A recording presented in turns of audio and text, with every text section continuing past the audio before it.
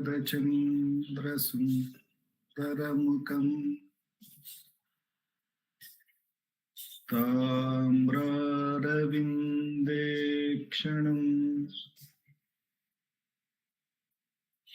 भक्ताभीष्टवराभयप्रदकरम्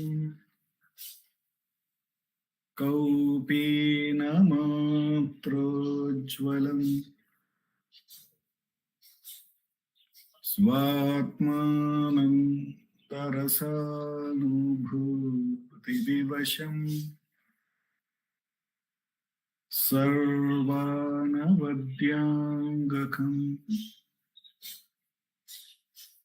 श्रीमन्तं श्रीरमणीश्वरं गुरुवरं योगासनाध्यासितम् ध्यायेत् श्रीरमणीश्वरम् ध्यायेत् श्रीरमणीश्वरम् ध्यायेत् श्रीरमणीश्वरम् हृदयकुहरमध्ये केवलं ब्रह्ममात्रम् यहमहमिति साक्षात् आत्मरूपेण भाति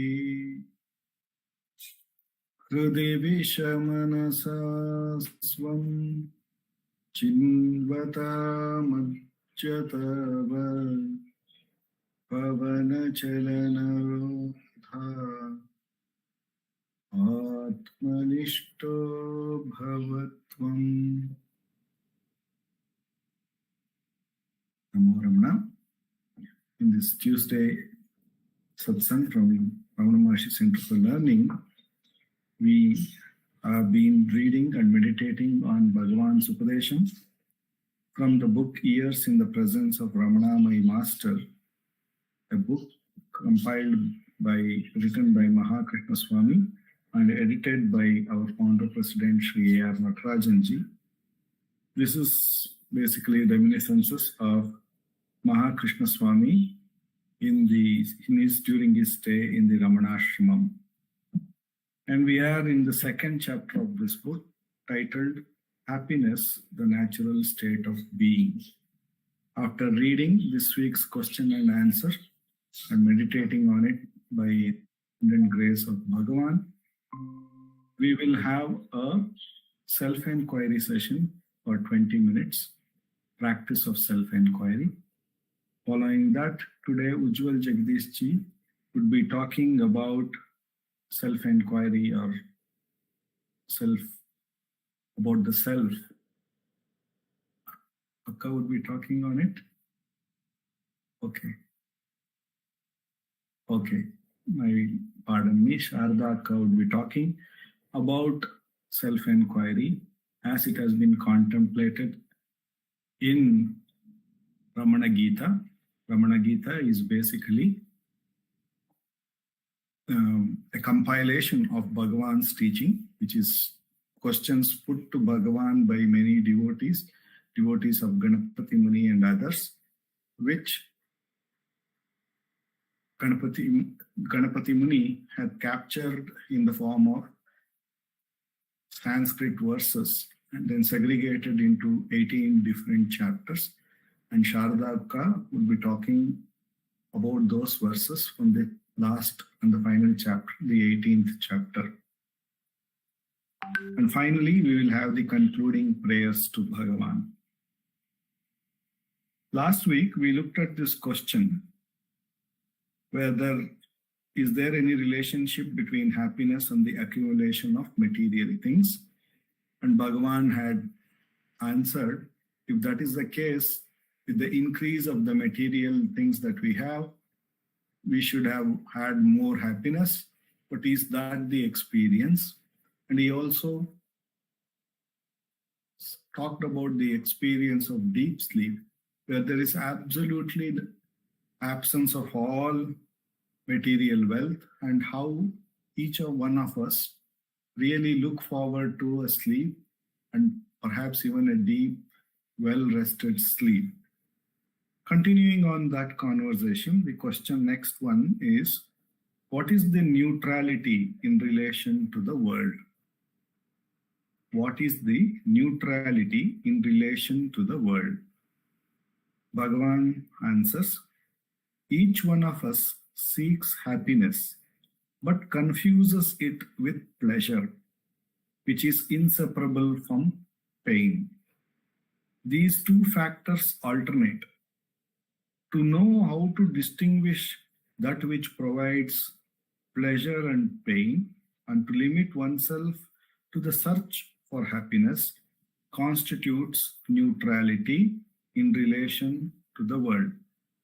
If not, man will be between the search for mundane pleasures and the search for some spiritual path, without progressing in one or the other. A beautiful question and equally beautiful guiding blessings by Bhagavan on the way of life. This is kind of, we can say, what should one do in life if we were to put this question, especially people who are in the spiritual path, and if we are in the samsara, we have not taken completely to the spiritual path.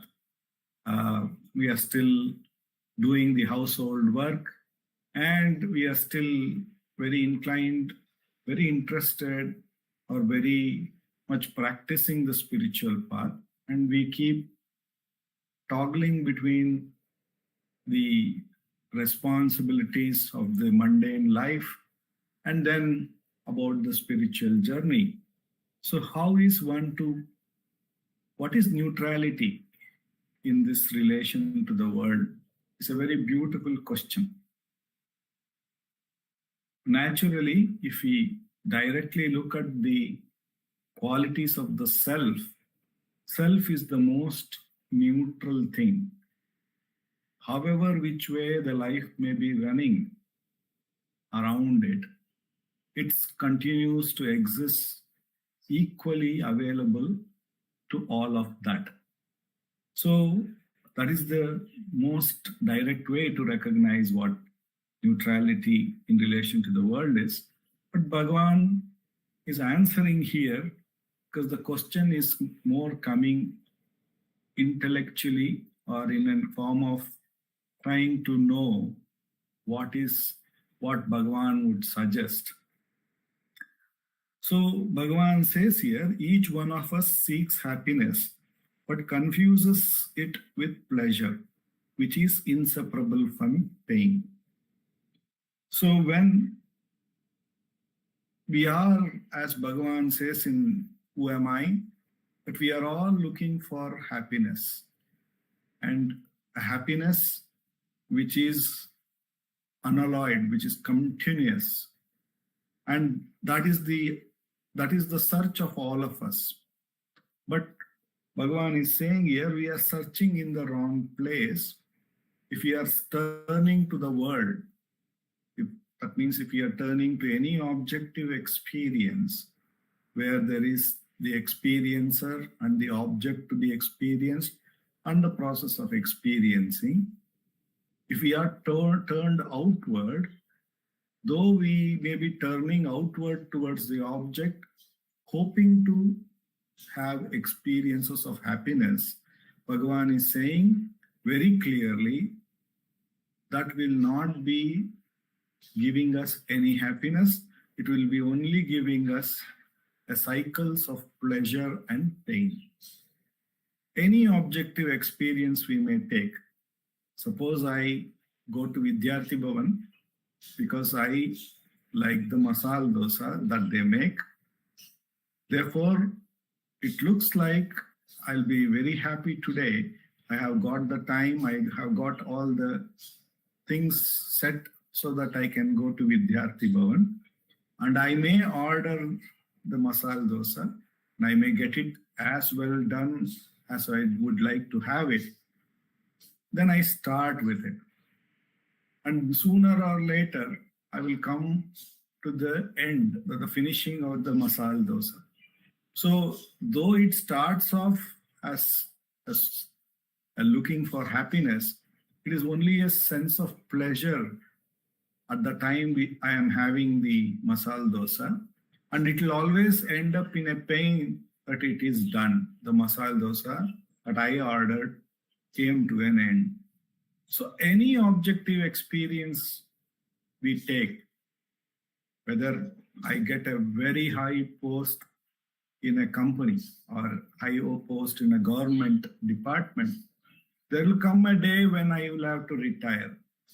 And when I retire, there will be the pain, and there will, once I go back to the same very office where I was respected for being sitting on a very high position, I may not get the same respect and the same attention anymore because I don't own that power anymore, and there is somebody else who has occupied that seat.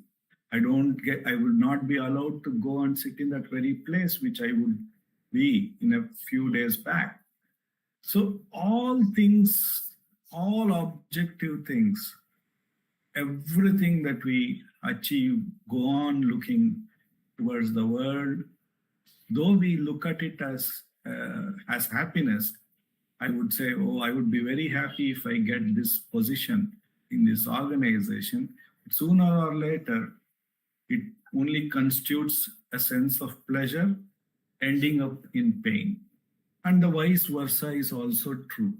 If I have the pain, there will be something else that will, as the pain goes away, it will lead to the freedom from pain, which is again a pleasure.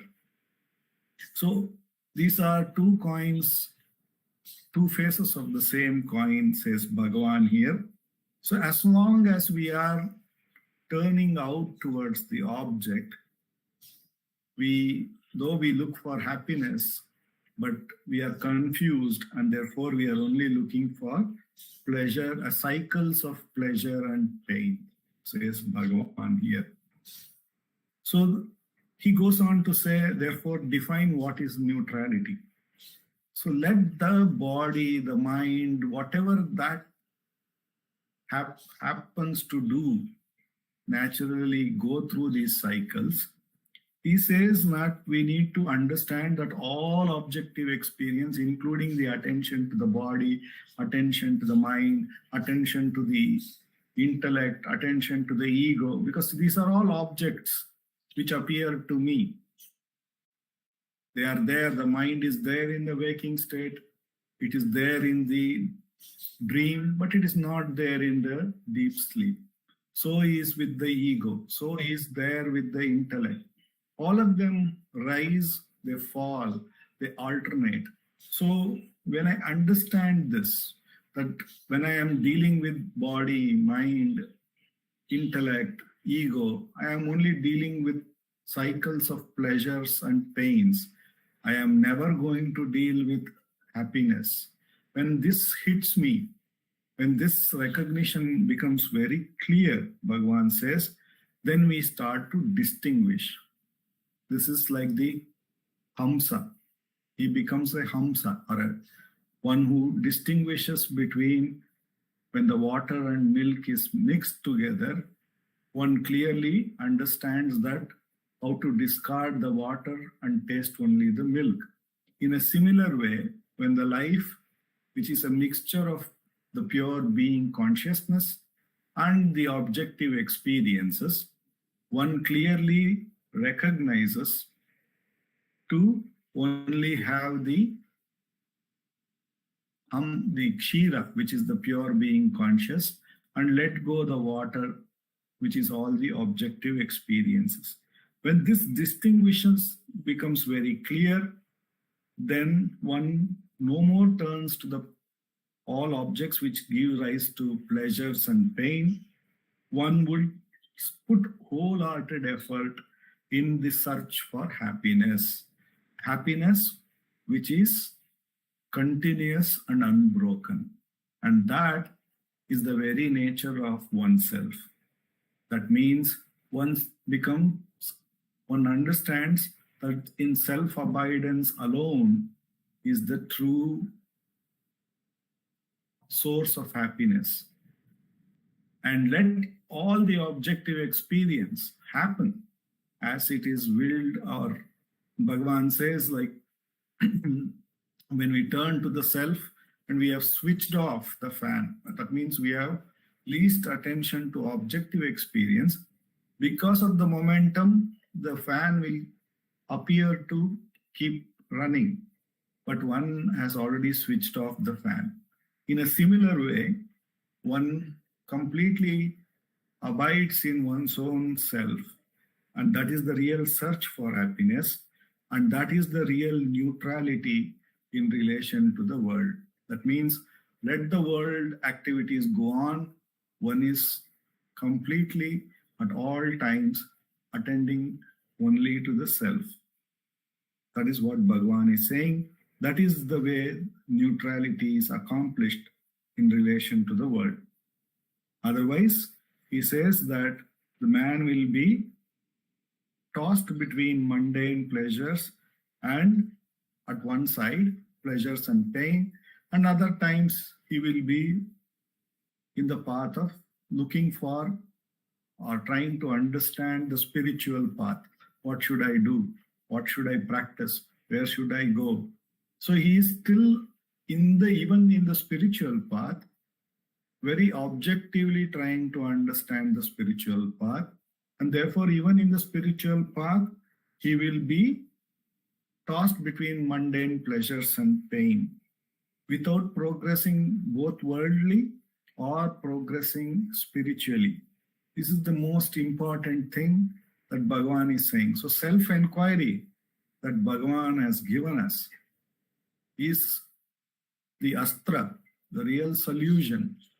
When the world is happening, when we are dragged towards seeking some sort of happiness through the world happenings, this enquiry, to whom is this, then and there arrests us from getting carried away by that worldly affair to that pleasure and pain, and brings the attention back to the I, the one who is experiencing this. Then further inquiring, who am I? Bhagavan says the attention goes away even from the I, the mixture of the chit jada granthi, the imaginary entity. By inquiring who am I, the real search for the happiness happens. What do I really mean by I? What do I really refer to as I? The real search for the happiness happens, and that very inquiry brings us to the neutrality. In the midst of the world, it makes us remain in the neutrality. Therefore, self-enquiry is the most direct path of practically achieving the neutrality. And Bhagavan says in due course, this practice makes us recognize the natural neutrality that is ever shining as I within us, and to recognize that as one's own natural truth. And therefore, recognize that neutrality is the only thing which is there. With Bhagavan's immense grace, with which alone we have come to this most direct path for the next 20 minutes, let us practice Atma Vichara.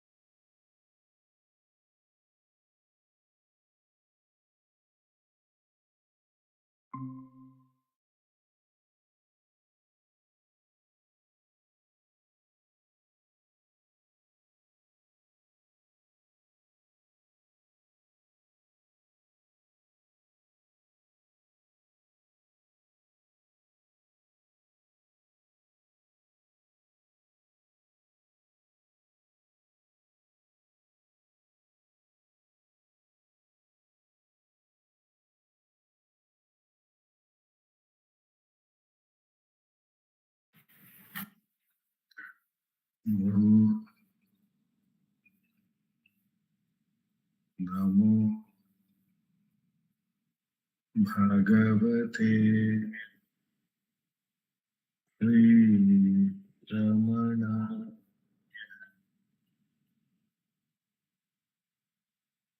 Namo Ramana. Namo Ramanaka.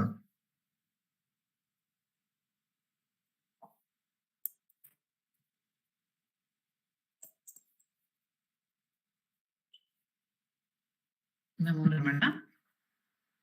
Frustrations to Ramana, shining yourself in all beings. By immense grace of the self, manifest as Ramana. In this part of the satsang, we are meditating on of Ramana Gita, which is a compilation by Ganapati Muni in 18 chapters in Sanskrit verse of questions to Bhagavan Ramana by various seekers of truth and the answers which Bhagavan Ramana has given to them, of course, to the Muni and to all the seekers of the truth. And many of them were primarily disciples of Ganapati Muni.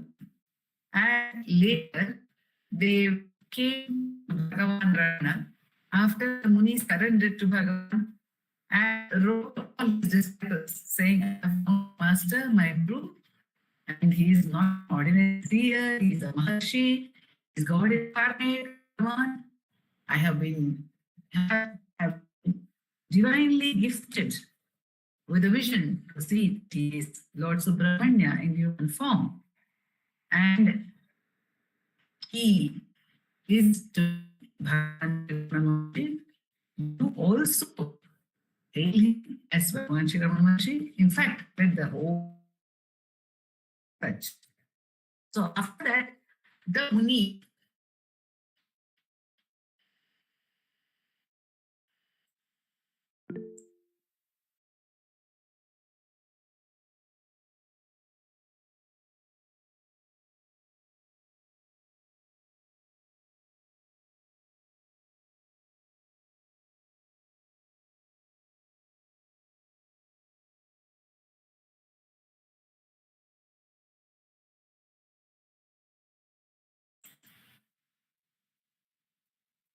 I think the connection was lost. Is it back?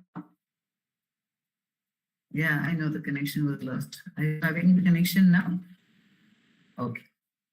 So, after that, after they surrendered along with me to Bhagavan, Ganapati Muni encouraged all of them to ask several questions to Bhagavan, especially their spiritual doubts and those relating to Vedanta, and get answers from Bhagavan for their questions. And this covered a wide range of subjects. If we look at Ramana Gita, we will see right from beginning from Upasana Pradhanya Nirupanam, the very first chapter, which is on the importance of practice, and it goes on to several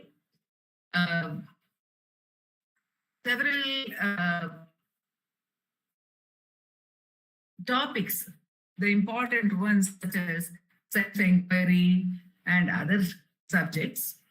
And finally, in the last chapter, Yoganatha, Amritanatha Indra, he is called, not Yoganatha. Yoganatha is out society. Amritanatha Yatindra asks Bhagavan about the glory of Siddha Purushas.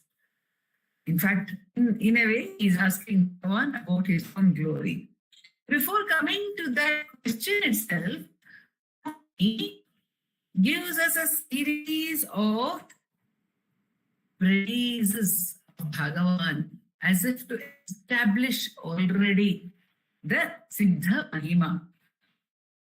Meditating on those verses of the 18th chapter, and the praises of Bhagavan serve us this way, that they serve to also re-establish our faith in the glory of self-knowledge, self-abidance, and in Bhagavan himself.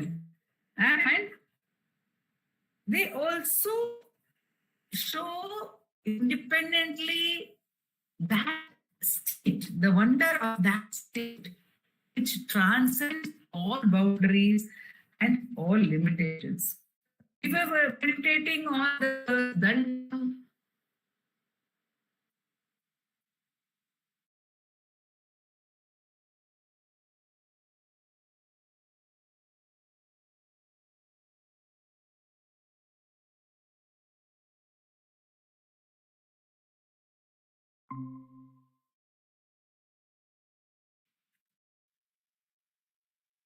I think that connection was lost again, but I will come from my phone. Is this all right? Yeah, I come from it. Yeah.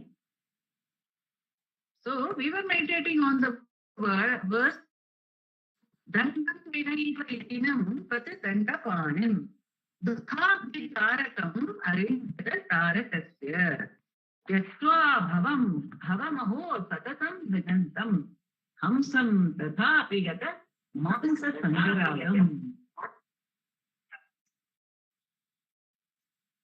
Dandam Vinaiva Yatinam, he is that ascetic who is not carrying a typical danda.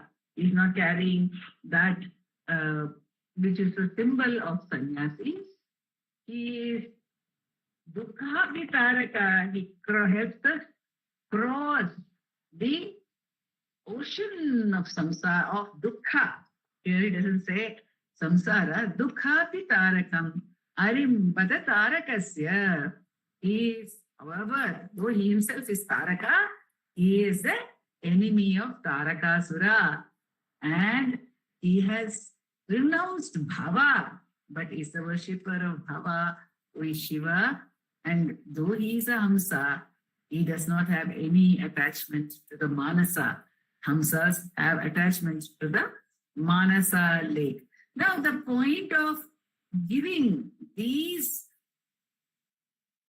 attributes, which are apparently paradoxical, is to show us that the self is not limited by any epithet.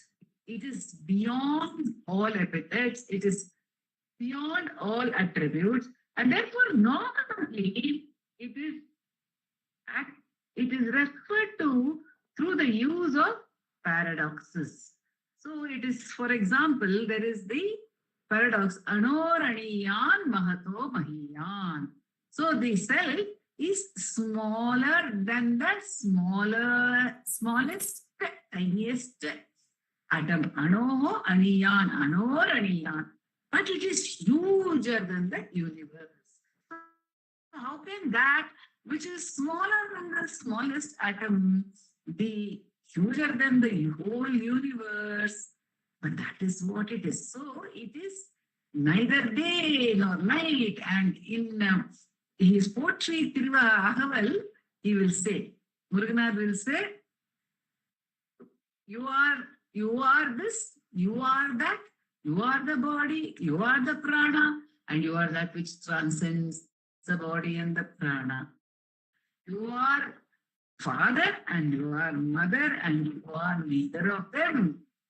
Acha poetry, amma poetry, acha vienal, udale poetry, uire poetry, uyir udam balla unarte poetry. So you are beyond all this, but you are immanent and transcendent. So to describe that, the Muni has given us this verse of apparent paradoxes. And then he goes on to say, Dhiratva Sampati, Suvarna Girer Anunam, Varam Nidher Adhikameva Gabhiratayam, Shantau Jayantam, Achalam, Akhilasya Dhatrim, Dantau Nidarshanam, Ashanti Kathadavishtam. Dhiratva Sampati. Dhira, in his Dhira. Dhira means courage. It means here, A.R. Natarajan translates it as steadfastness. Dhiratva Sampati. You are the very embodiment, you are the treasure house of Dhira, of courage. And in that he says, Suvarna Girer Anunam. You are equal to the Suvarnagiri. The Suvarnagiri is the Meru Parvata. And it is a hill. It cannot be compared. It is incomparable in terms of its being steadfast or dhira, because a hill is achala.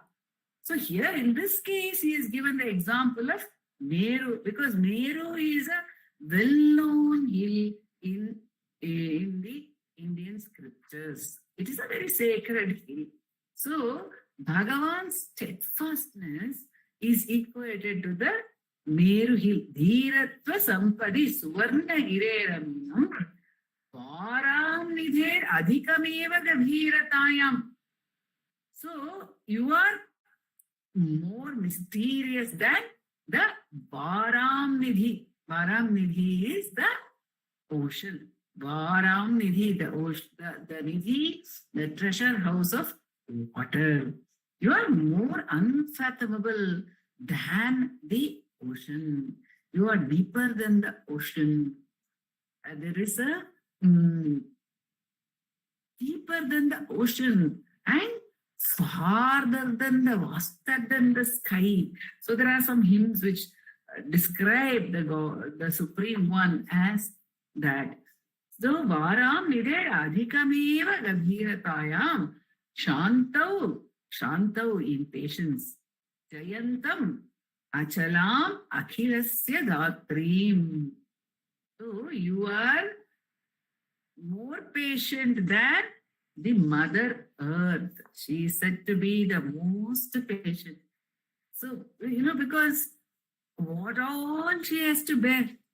I often wonder, even about our own country, Bharata, what all she has to bear. She is so worried for her children. I so disturbed sometimes by it too. Because our children are not living up to our expectations, despite everything that we do for them. We feel sad. So Mother Earth also must be feeling very sad. But she is patient. And in Aksharamale, Bhagavan refers to Arunachala as a very embodiment of patience. It is one of Dileep's favorite phrases or verses. Purumayam Budhara. Budhara, there, Bhagavan refers to Arunachala as Budhara. So, in a way, linking the epithet to the Bhumi, who is so patient. Purumayam Budhara. So here he says, Shantau Jayantam Achalam Akhilasya Dhatrim Dantau Nidarshanam. Dantau Nidarshanam. In his self-control, he has no equal. Dantau Nidarshanam. Ashanti Kathadavishtam.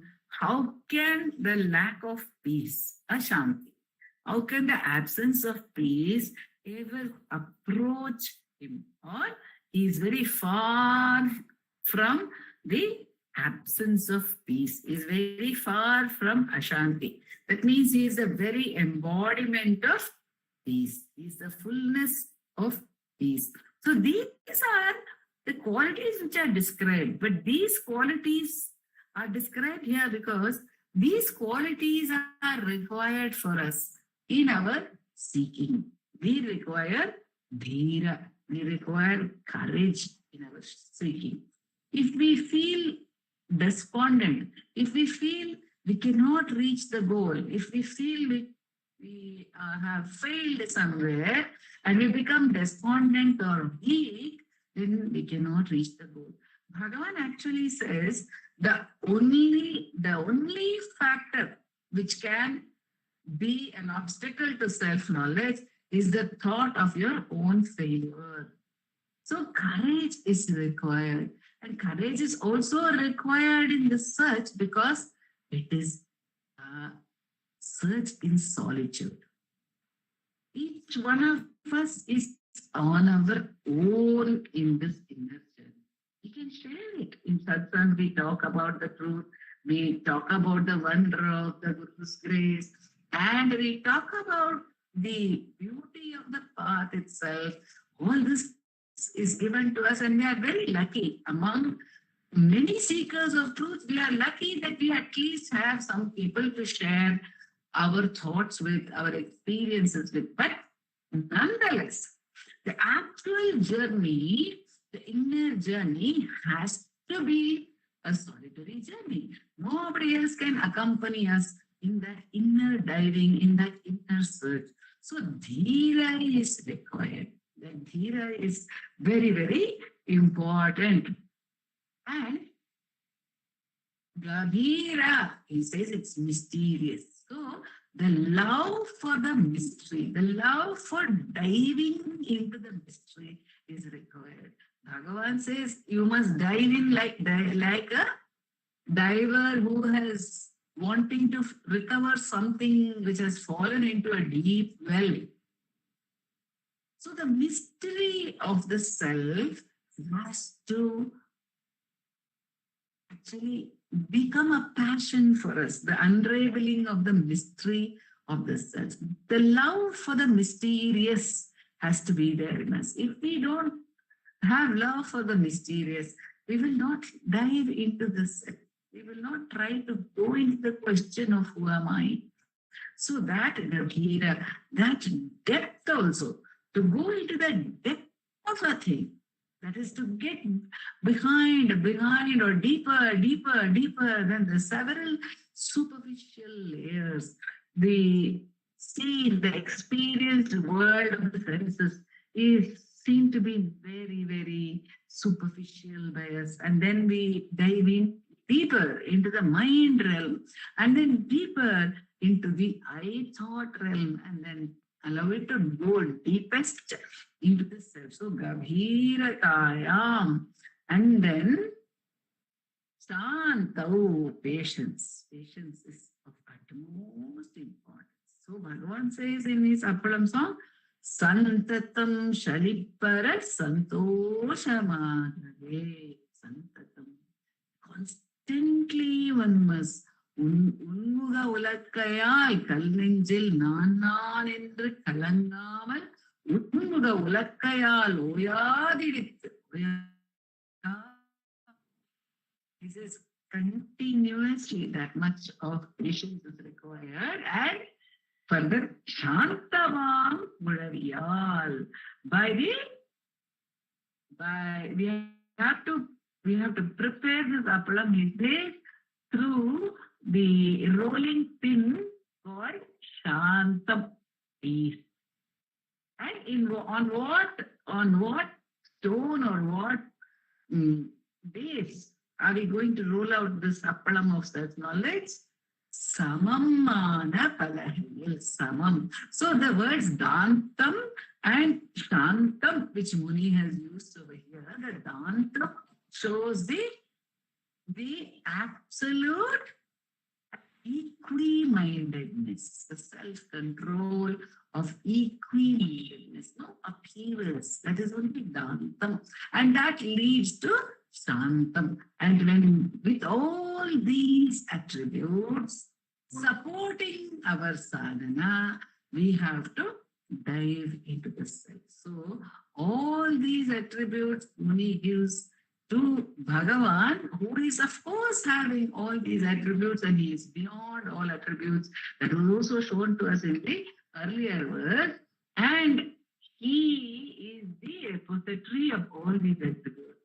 So when we surrender to Bhagavan and hold on to the inquiry, automatically he who is the repository of all these attributes blesses us with all these strengths, and we can get back to the self with courage, with patience, with equimindedness, and with love for the inner mystery. Om Namo Bhagavate Sri Ramana.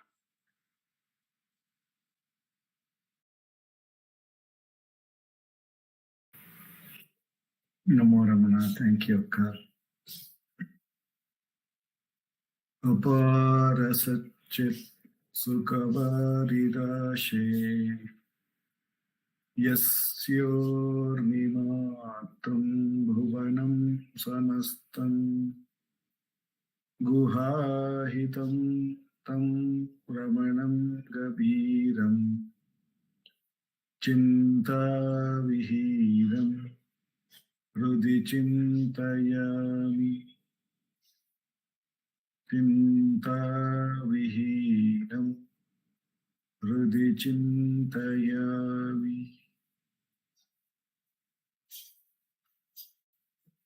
Namo Ramana. Namo Ramana.